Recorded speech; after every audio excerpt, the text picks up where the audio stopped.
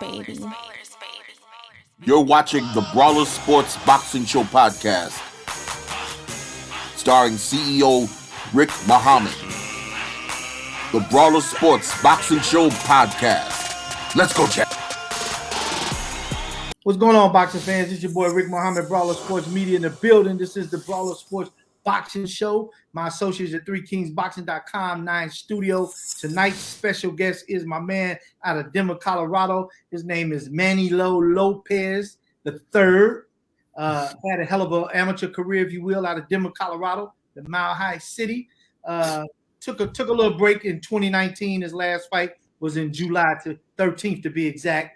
And he pursued becoming a fireman, and they have a lot of different restrictions where he had to stay out of there. He couldn't stay in the gym and do what he wanted to do and become a fireman because he was on probation. So without further ado, I introduce to you guys a Brawlers Sports Management fighter, by the way. This is Brawlers Sports Media, but this is also the other hat I wear on the management side, and he's a newly signed fighter with me, and I thank him for entrusting in me and signing with me. So let's give it up for my man, Manny Lopez III. What's up, baby? What's up, man? How you doing? Oh, man, I'm blessed. So tell the fans a little bit about your background, where you come from, how you got started in boxing, and what's your passion now moving forward from the layoff? Right. So from Denver, I started fighting when I was 5 years old. Obviously, we can't fight our first fight till we're 8, but was always in the gym with my father. He was a professional boxer, right, out of here, Denver, Colorado. His name was Manny Lopez, the Raging Bull. 22-5 with 10 knockouts, and you're 14-4-1 with 7 knockouts. So yeah. So just trying to carry the throne, carry the torch. But ever since he was fighting, I was just always in there. So I took the baton, man, and now I'm doing it. I've always wanted being a world champion. I was always a dream of mine since I was a little kid. Ever since I seen my dad put a strap on his waist, I'm like, man, I'm gonna get a green one though. I'm gonna get a green one. He had the NBA world title. Yeah. But I mean, no knock against the NBA because a lot of Roy Jones has it. Had it. Yeah. I'm sorry. So we all know the green one is what we all want. So ever since then, that's always been the passion. Montel Griffin had that NABF belt too, light heavyweight. So yeah, exactly. So, got a little older, still chasing the dream, and had a son, and recently just got married. So priorities came a little different. I had to choose a direction to take care of my family essentially, and being a firefighter was a good another dream of mine, an adult dream, and I pursued that. Went hard as hell at it. It takes a long time to be a firefighter, especially out here in Denver. And I pursued that. I started that pursuit in like 2016, and it finally happened right after my fight against Josue Vargas on the 13th of 2019, and then that's when I took my break, and. Yeah.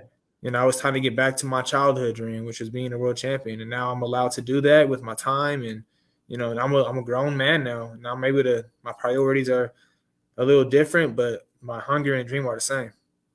And you got your family pretty much set up now. You're a provider. However this whole thing pans out, you're a professional athlete, professional fighter, if you will. You're a fireman. So the doors are wide open as to what you want to do. But at the end of the day, you're going to be able to provide that roof and food on your table for your family.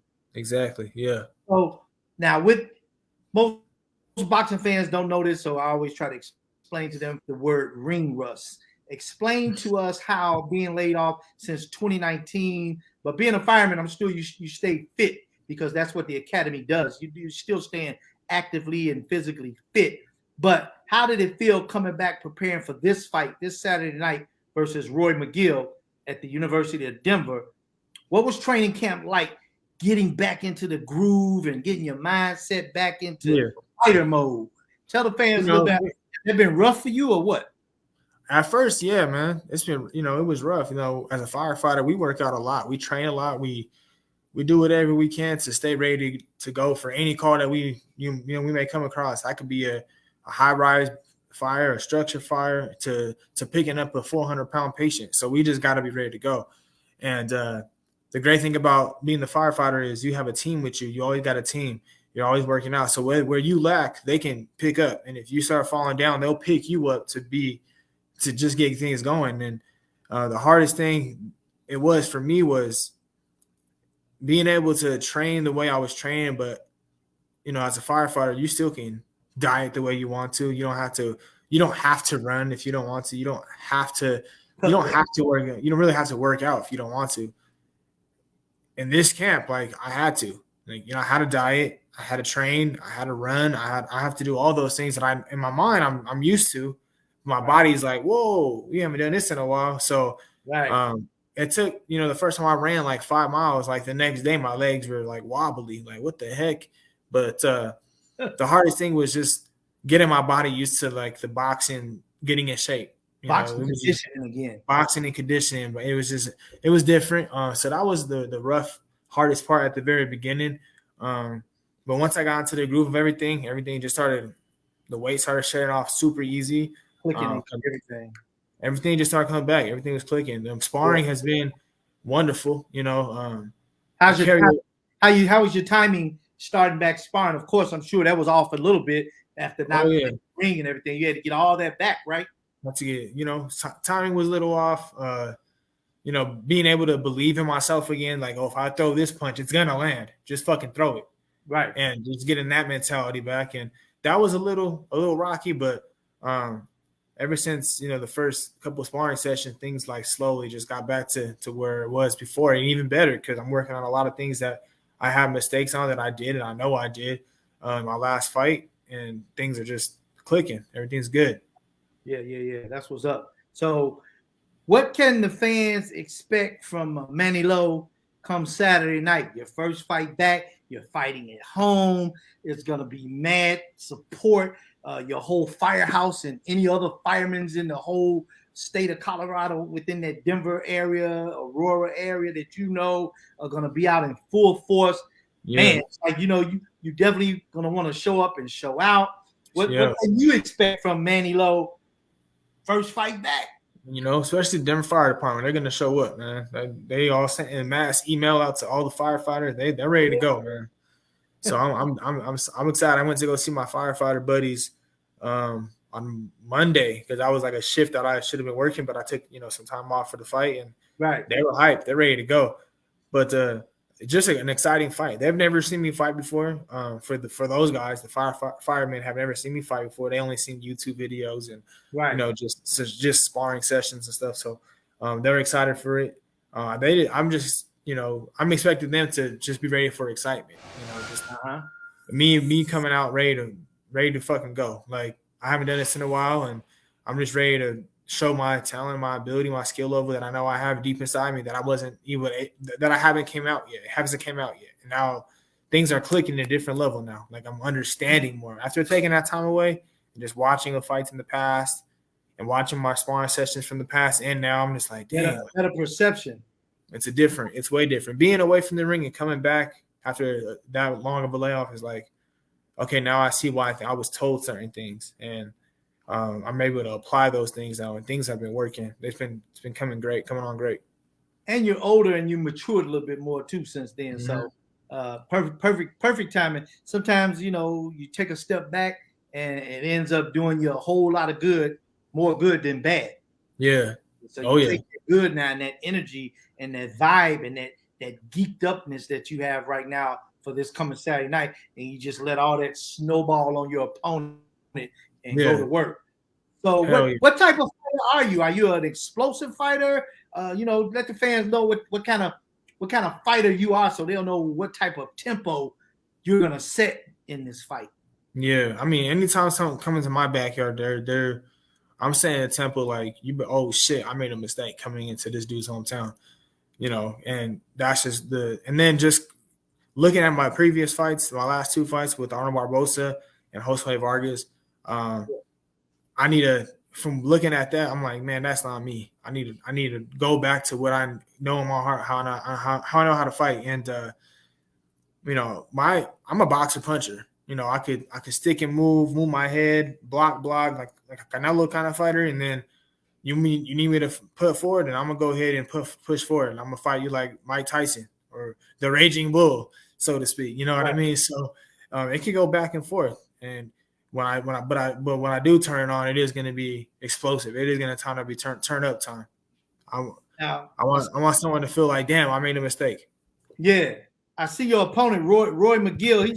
He's probably 50-50 here, 6-6, 3 knockouts, 6 wins, 6 losses, 3 knockouts by way of winning. He last fought now. Looks like he just last fought in November, right before we closed out the year last year. He's fought twice in 2021. Does that concern you at all or anything? But he got stopped in his last fight. I mean, the fight before last. He went to decision 4 rounds his last fight. But if he's only been doing 4 rounders and 6 rounders, this is an 8-round fight from what I understand that we have.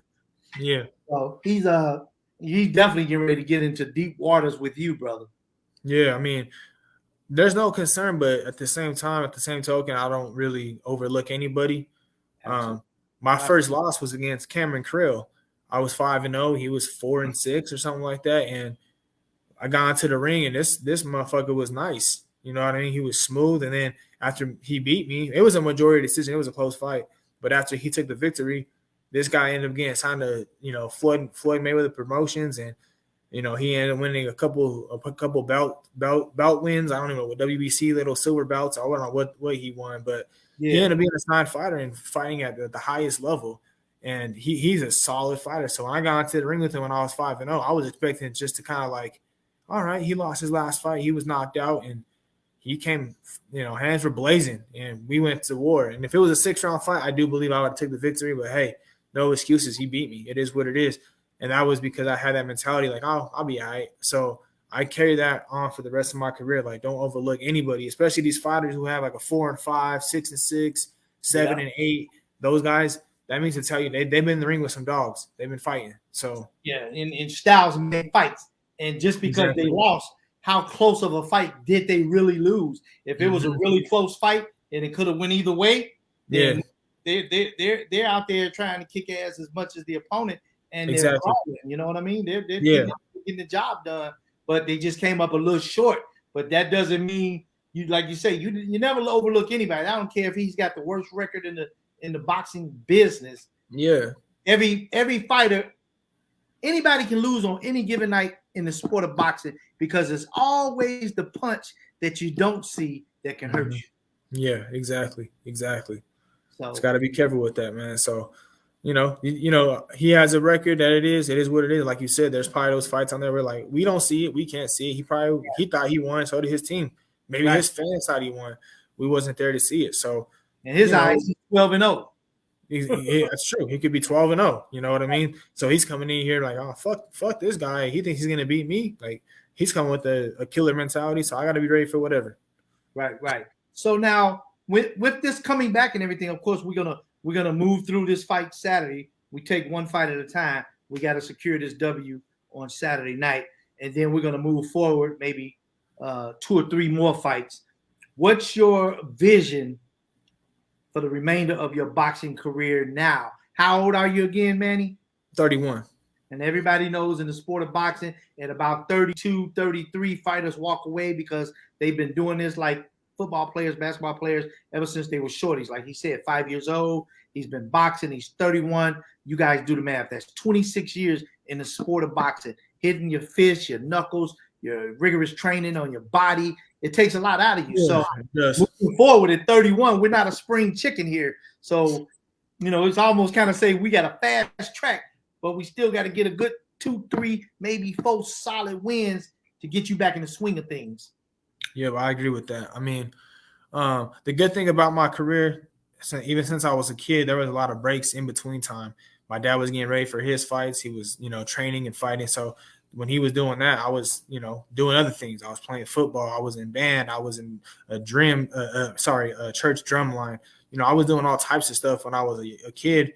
And then when I turned up, I really turned up when I was 15, 16 years old. And, even with them, I had, breaks for football. I went to Eagle Crest High School, played some ball there.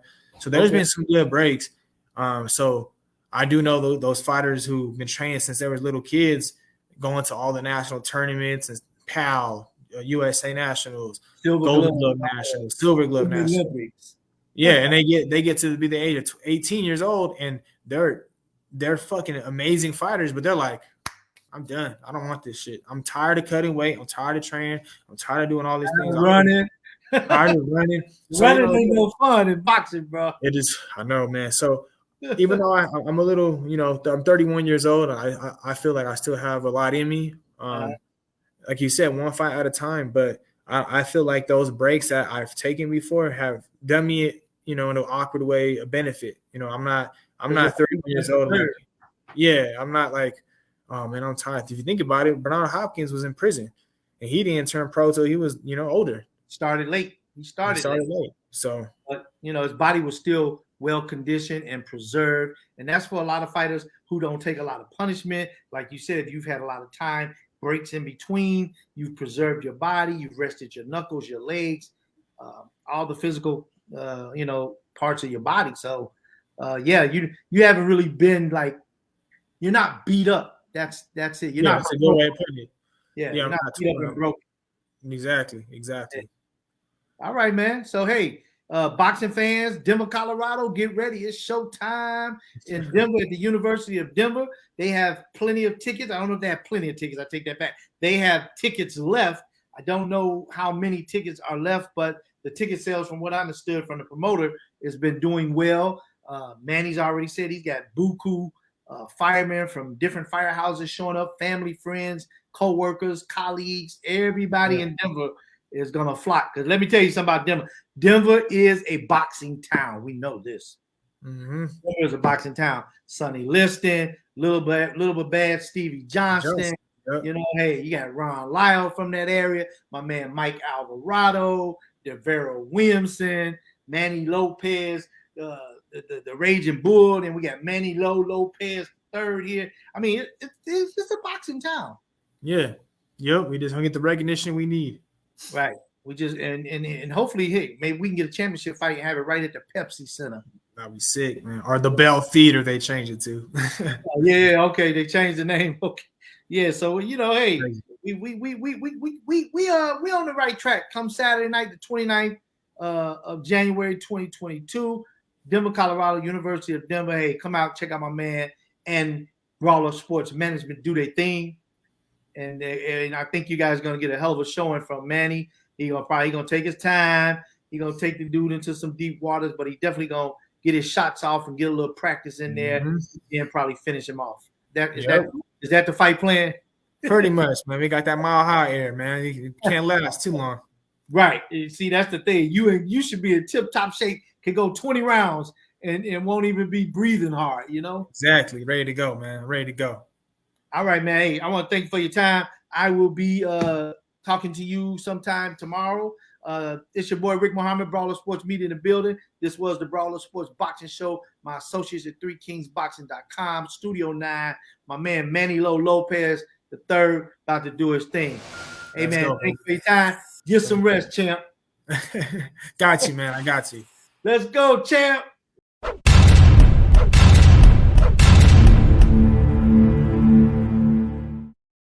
Brawlers, baby.